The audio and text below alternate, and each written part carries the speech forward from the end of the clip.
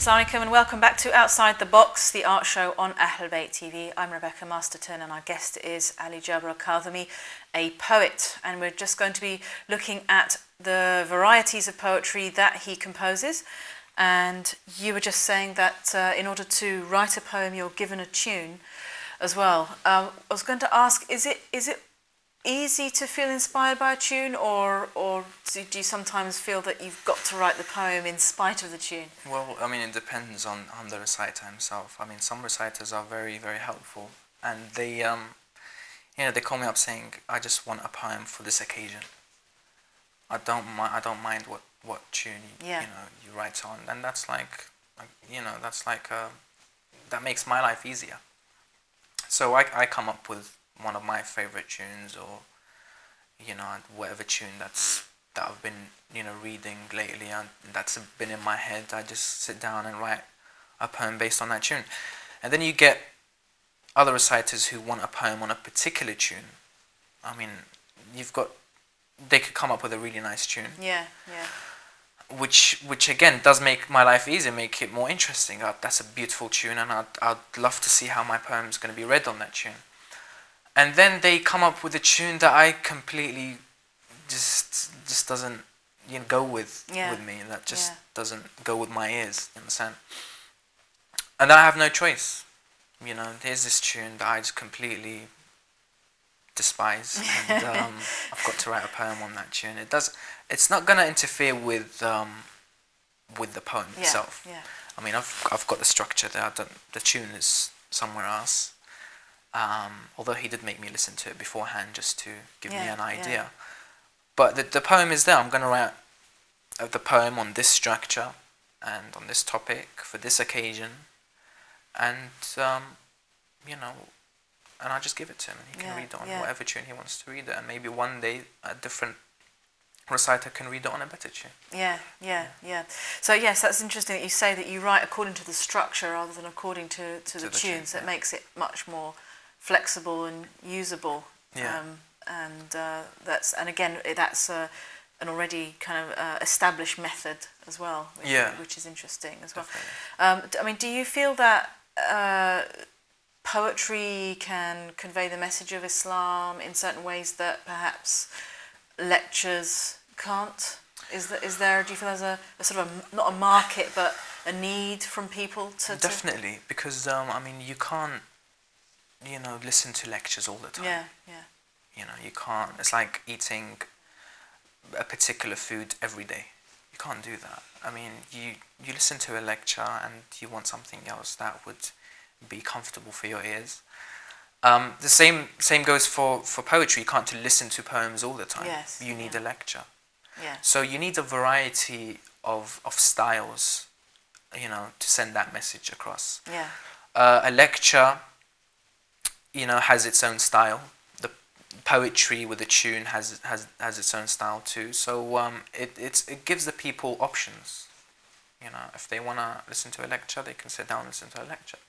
If they want to listen to a poem, they can listen to a poem, and if they don't like that tune, they can listen to a different tune. If they don't like this topic, they can listen to a different topic. Same with lectures. I want to listen to a lecture based on Imam Ali alayhi salam. Or no, I want to listen to a lecture based on hijab. So when you give a variety to people, when you give options out to people, that's what makes this industry, well, I wouldn't say industry, but that's what makes this world so open and so wanted. And it means that there's something for everybody, and also the heart is touched in different ways. I guess from listening to the lecture where you want that knowledge, but also you want a different kind of a realization, the connection to the Ahlul Bayt alayhim salam through the poetry as well. I mean, there's a beautiful extract here in one of your poems that's called "I'm Waiting for That Day," and it says, "I'm waiting for that day, great Mahdi makes his way, when the people will see with the flag of Ali, great Mahdi makes his way." And this bit is very beautiful. "Oh Abbas, when you fell that day, angels fell with you. That gave us a clue, Master, and the stars fell too." That's very beautiful. again, do you see the image in your mind of that? How did you? What came to you when you said angels fell with you? Well, you have to know who you're writing the poem about. Yeah. You have to know the value of the person. Yeah. You're writing the poem about. You can't write a poem without knowing who you're writing it to, for. You know, if you're writing a poem about Abdullah al-Hussein, you have to understand the sacrifice. Yeah. You have to understand who Imam Hussein is. You know, and that particular stanza you read there compliments a particular person who sacrificed. Yeah. And people would listen to it and say, okay, would that be over exaggeration? You know, or you know, would that be, you know, wouldn't it be just too much saying, well, look at the angel, but the angels have this, angels. I'm just using this as an example. Yes. Because it does happen. You know, people do dissect poetry like that. That's a good point. Sometimes you want to say something in a statement, and the statement contains everything that's needed to be said, but someone won't get it, and they'll need to kind of pick it apart and sort of exactly. I mean, and then you have to do your calculations. You know, if the angels wept for Abu Abdullah al-Hussein, you know, of course angels would fall. You know, they would fall and they'd weep, and you know, they would visit Abu Abdullah al-Hussein's shrine. So, I mean, as an example, that wouldn't be over exaggeration. You know, you're talking about Abu al-Fadl al-Abbas over here. He sacrificed as well. Yeah. The angels fell, the stars fell. Why not? Yeah, beautiful. Thank you very much. Well, we're just going to take a look at a short clip of Ali reciting. How can we forget Zainab?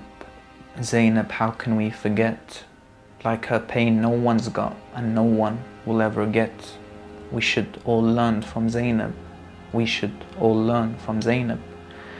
She went through so much grief, like it nothing is compared. Compared, how can I say that? Others would be living scared. Scared they will be when they stand, shaking with the guilt they shared, sharing every piece of guilt. Guilt that's from the Lord is set. Guilt that's from the Lord is set. We should all learn from Zainab. We should all learn from Zainab.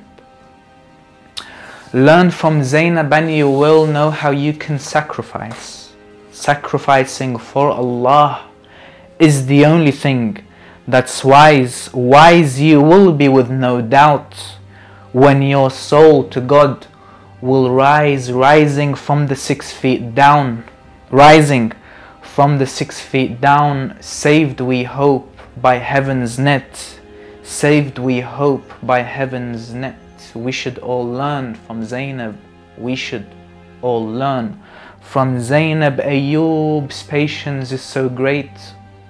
Ayyub's patience is so great. Zainab's patience is greater. Greater than Prophet Yaqub's. Zainab's life was much harder. Harder than the Mount Yadbul. Zainab's heart is much stronger. She's the daughter of Haydar. Zainab, how can we forget? Zainab, how can we forget? We should all learn from Zainab. We should all learn from Zainab. So that's you reciting some of your poetry. Now, you don't always just write in this particular style as well. You've got a very different style that you write in as well. Yeah. And I realised that I did actually hear you reciting this some I think it was last year actually. And this one is called Insomnia. Even just the title is kind of disturbing from the beginning, but probably something that we can all relate to, sadly, as well. So if I can just read a bit and then... Yes. And we can... It says, Insomnia, once again you come to me, insomnia, once again. Why? When I'm waiting for the world of dreams to reach me, every night you are my guest, insomnia. Do I not deserve to feel or end up sleepy? Hear my words and rhymes for you since you're the guest. Hear the words that echo in and out my chest. Hear the words, then leave and let me please just rest. You came to me and only me and then left the rest. Let me stop and think this situation through. Let me stop and find what's false and what's true. Did you come to me or did I go to you? I mean, again, very powerful poem that this is what we go through when we're not asleep. We go into these very kind of, you could say, dark, open spaces when we can't sleep. What inspired you to write this? Well, I mean, I do get times where I write poetry that I don't have to follow any sort of tune or whatever. I don't need to give it to anyone. And these were the times. I mean, Insomnia was one of the poems where I sat down and had to apply my feelings on paper. And that's what I call poetry. Poetry is like feelings on paper. And yeah, I mean, it was a sleepless night for me, obviously, based on the title, as you mentioned. And I just wanted to just let everything out and just, as I said, put my feelings on that particular paper and use that ink and express my feelings in a very, very passionate way. You know, I wouldn't even think of the structure because once you've written so many poems, the poem will come naturally. The structure will come naturally. You know, you wouldn't have to worry about it. When you first start off writing poetry, you might have trouble, so you have to be more demanding with yourself. But once you've written so much, it comes naturally. Like you wouldn't. Okay, you write the first line and that's it. You continue writing on a structure without thinking of the structure. Yeah, because this is very clearly structured. It's structured. It's a very, very free poem. It's not structured based on the Arabic structures, but you know, I do have my English structures as well that I, you know, fall back to and use. So this is